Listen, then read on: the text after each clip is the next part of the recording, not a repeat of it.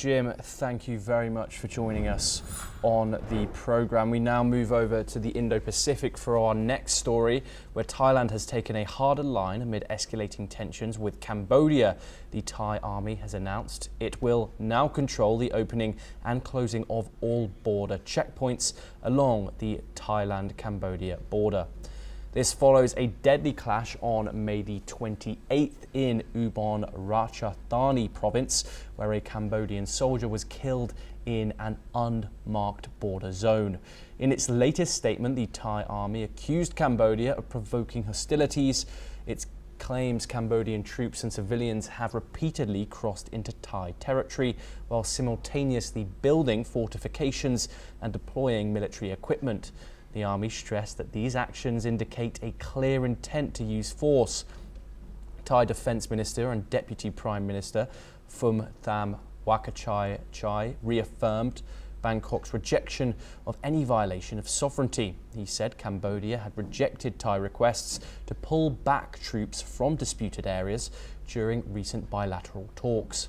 In response to Cambodia's move to involve the International Court of Justice, Phumtham repeated that Thailand does not recognise the court's jurisdiction. He called for disputes to be resolved under the 2000 MOU through the Joint Boundary Committee.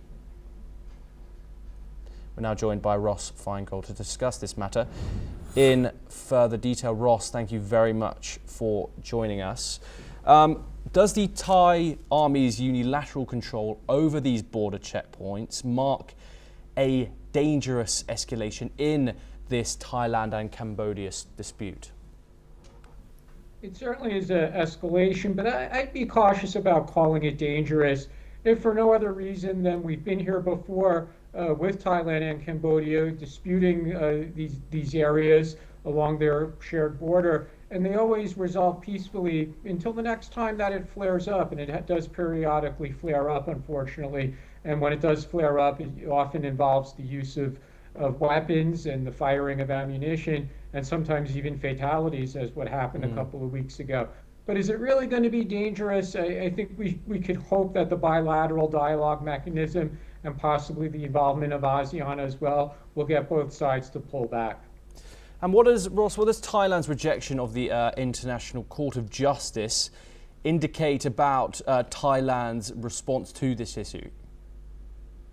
That's Thailand's long-standing position, and it's not a unique position around the world. There are other countries that reject the ICJ's jurisdiction in such disputes, and that's the long-running position of the Thailand government. So to reject it again when Cambodia proposed it recently, that there's nothing surprising there, and it just means that Thailand insists on a bilateral mechanism to resolve the dispute. And Ross, how do these repeated civilian and military incursions, as alleged by Thailand, typically get interpreted by Cambodia and by international border norms? Well, both countries, both Thailand and Cambodia, they don't want to cede an inch of territory, and that's not different than anywhere else around the world. Nationalism periodically roars back in both of these countries as well. We don't typically think of them as countries that are constantly emphasizing nationalistic type of issues, especially in their foreign relations.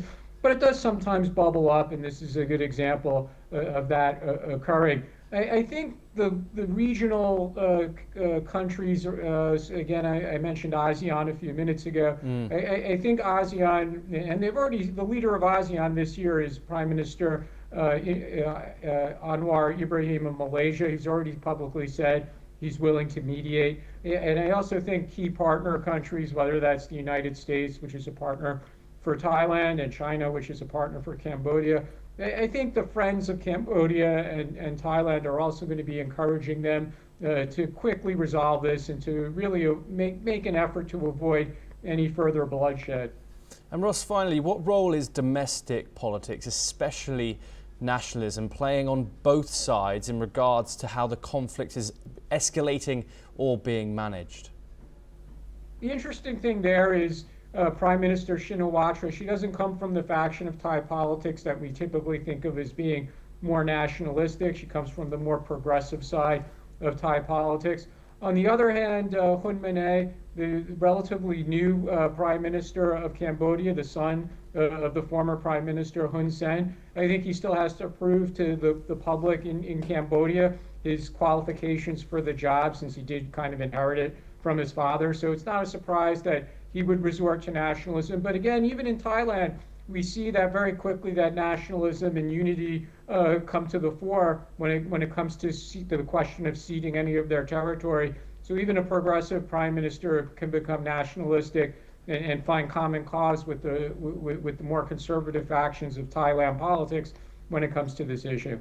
Ross Feingold, absolute pleasure having you on the programme. We now stay in the